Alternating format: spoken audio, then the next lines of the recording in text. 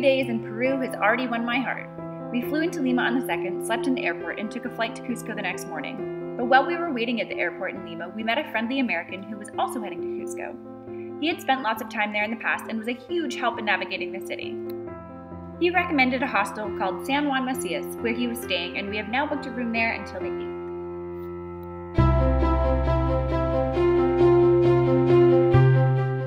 When we arrived on the 3rd, we got some rest and then walked around the city and saw some of the most beautiful churches.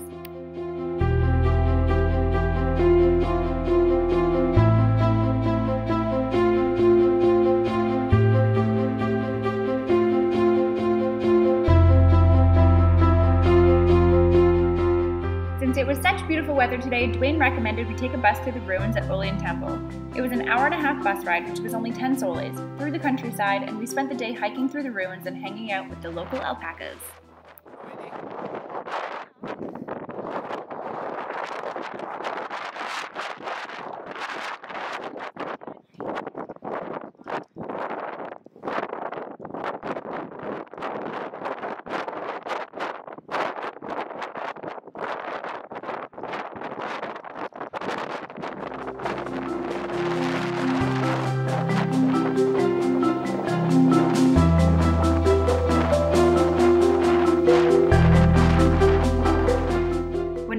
From the ruins, we went to the local street market to get some food.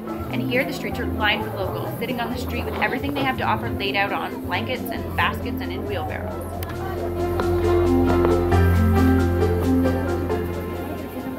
Sure, yeah, grab a cucumber. My hands are getting full.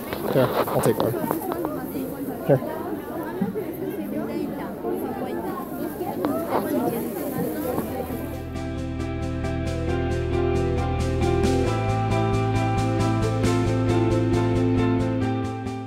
Yesterday, Dwayne invited us to hike to the Temple of the Moon, some small ruins perched above the city of Cusco. After that hike, Dwayne took us to visit one of the small villages that he visits. It was also a steep hike to the village that sat tucked into the hillside with a breathtaking view of the mountains. Dwayne asked permission for us to return with our tents and sleep on their land for a few nights and enjoy a few meals with the locals. Before heading back to the hostel, we made a quick stop to see the Cristo Blanco, a large statue of Jesus that overlooks the city of Cusco. The view, once again, was nothing short of amazing. Tomorrow, we head back to the village. He's just sitting in the back.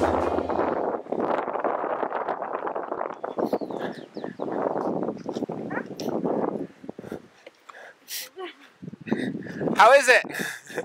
We are at the village just outside Cusco, enjoying some sunshine with the women and kids. Staying in a village where no one speaks any English has been a bigger challenge than we expected, but fun nonetheless. Last night, the kids were super eager to help us set up our tent and play with us and our cameras. We played with the kids until dinner time when we joined a local family for their meal. They walked us to our tent after dinner and gave us some extra blankets to make sure we were comfortable. This morning, we went for a short hike on the hillside and then joined another family for breakfast, where they served us enough food to last me the entire day. After breakfast, we sat with the women as they worked with their wool and played with the kids in the hammock, kicked around the soccer ball, and took pictures in excess.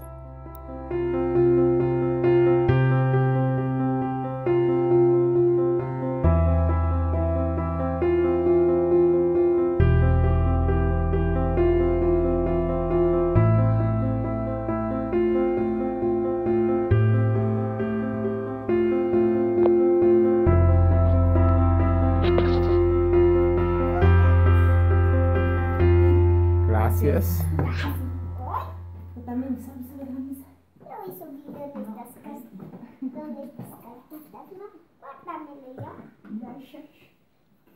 This morning we ate breakfast with one of the families, which we ate each meal with a different family, and once again they filled our bellies to the brim. They also filled us with enough sugar to keep us on a high for an entire week. After breakfast, they dressed me up in their traditional clothing and took us for a walk to their farmland.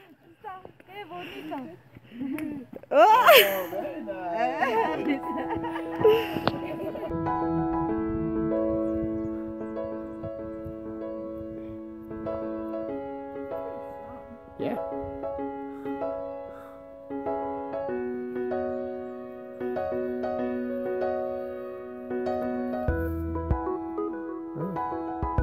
I think we're gonna go and yeah.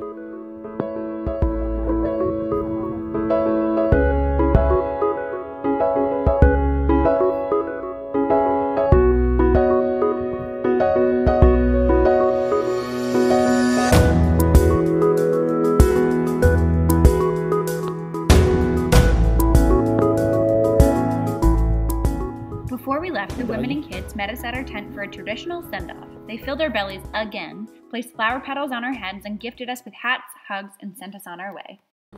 Adios. Adios. Adios. Muchas gracias. Regresen. Regresen. Regresen de Canadá. To Canada. Sí. We'll figure it out later.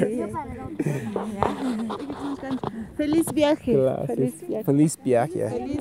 Feliz viaje. Gracias. Oh, gracias. These families are some of the most generous, kind, and talented that I've ever met. They didn't speak a lick of English, but that didn't stop them from filling our bellies to the brim, entertaining us with their rituals, and laughing at our gringo lingo.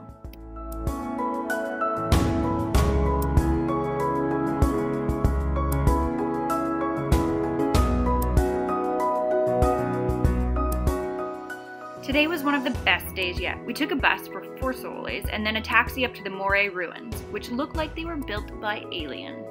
From there we walked over to the Salina salt pans. It was a long and very uncertain walk, but very scenic and so rewarding. From the salt pans we walked to the nearest town to catch a bus back to the hostel.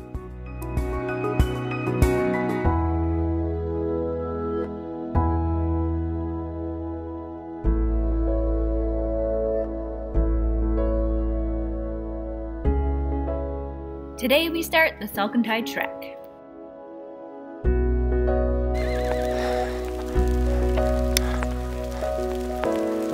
It's hailing right now.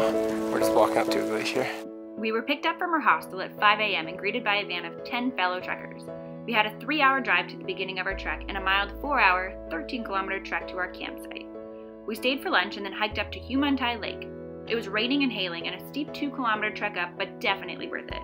Within 10 minutes of arriving, the sky cleared up and the sun came out just in time for Ryan to take a dip in the frigid water. We headed back down for dinner and an early bedtime. Day 2 started with a 4:30 a.m. wake-up call, cocoa tea, and a warm breakfast to start the hardest day of all. We left our site at 6 a.m. and would not arrive to our next camp for 12 hours. We had 7 kilometers to the pass of Salkantay, where once again the clouds cleared up and we were blessed with a stellar view of Salkantay Mountain. From here, we had about 15 kilometers down to our next stay. It was very rocky and enough downhill to make my toenails feel like they were going to fall off. We had a much-deserved bottle of beer after the hike and then an early night to bed. We had another early morning to start our 15K hike to Santa Teresa. This hike was mostly flat and not particularly scenic, but we did see some monkeys, a giant centipede, and we got to soak in a hot spring. Day 4. We're now down to only 3 people and we hiked 20 kilometers to Aguas Calientes, aka Machu Picchu. We stopped for lunch in Hydroelectrica and then continued to our hotel, Salkantay Inn. We ate out for dinner and called it an early night. These boots are made for walking. Day 5. To get to Machu Picchu before all the bustle, we had to wake up at a measly 3:45 a.m. We had a 20-minute walk to the entrance where we waited in the rain with the other early risers. We were let in at 5 a.m. to start our 2,000-step trek.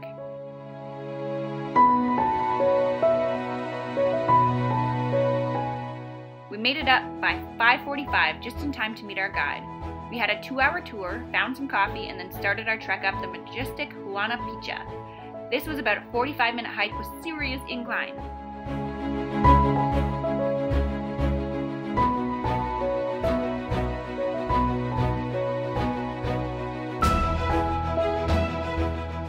From here, we ate some lunch and then headed up to Sungate. This hike was longer but with a nice and gradual incline, and the top offered a spectacular view of Machu Picchu and its famous mountains.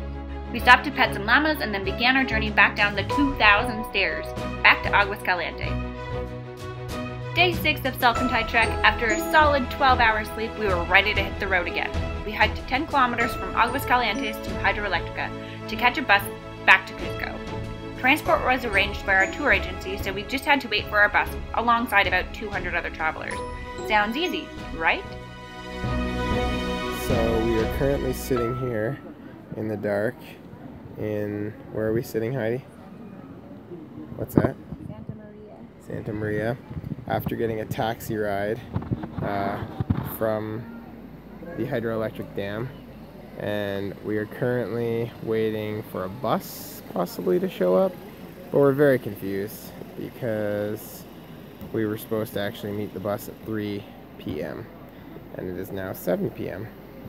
So Heidi's getting a little worried because we only have 20 soles and it costs 80 soles to get to Cusco. So we could be spending the night and possibly getting a job tomorrow with one of the locals selling bananas, right Heidi? So that we can pay for accommodations and food. We waited in Santa Maria until 8:30 p.m., wondering whether we would actually make it back that night, until someone sent from the travel agency came to take us home. We hopped in his car and drove 4 hours back to our hostel, safe and sound. Tomorrow, we head to Puno. We woke up at 6 a.m. and met Dwayne at 7 and headed to the bus station, an impossible feat without the guidance of our American friend. We made it to the bus by 8 and enjoyed the scenic 7-hour drive in luxury.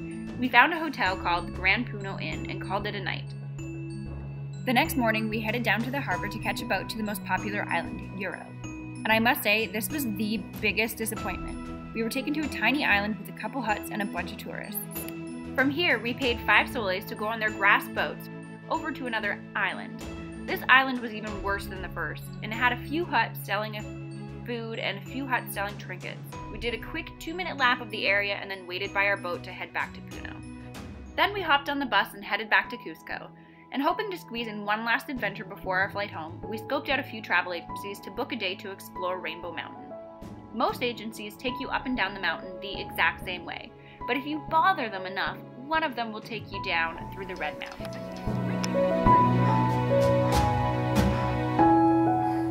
We're just hiking the Salkantay Trail, or part of it. To Rainbow Mountain. And apparently the alpacas are ruining Heidi's pano. So rude, eh? They move too fast. So rude. We woke up long before the crack of dawn at 2:45 and joined a group of other adventurers in a cargo van and began our 3.5-hour drive to Rainbow Mountain. It was a 9-kilometer hike up with a view that was almost worth it. It was an overcast day, so the sky was gray and the mountains were muted. There were also so many people there for the same journey that it was tricky to take it all in or to get a good picture. We descended via the Red Valley though, which was a slightly longer hike and worth every step. We were literally the only people on this trek, and the mountains were vibrant and beautiful, and the quiet was comforting. The only other people we saw on our 10-kilometer hike down were our guide and a small family that owned the only house in the valley. The trek down made it all worth it.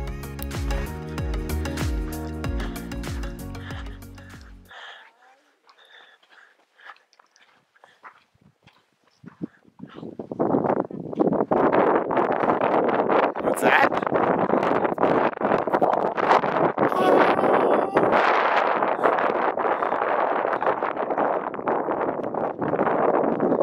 Why is it so pretty? I was just born this way.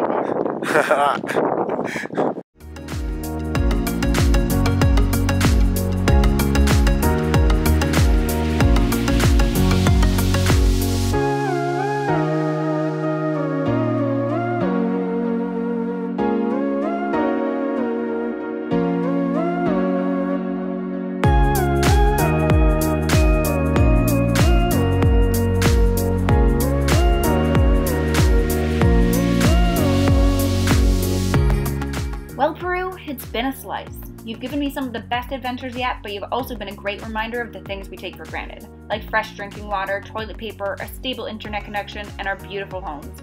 They're just luxuries that we are so lucky to get to experience. It's been an amazing trip, but I can't wait to get back to Canada.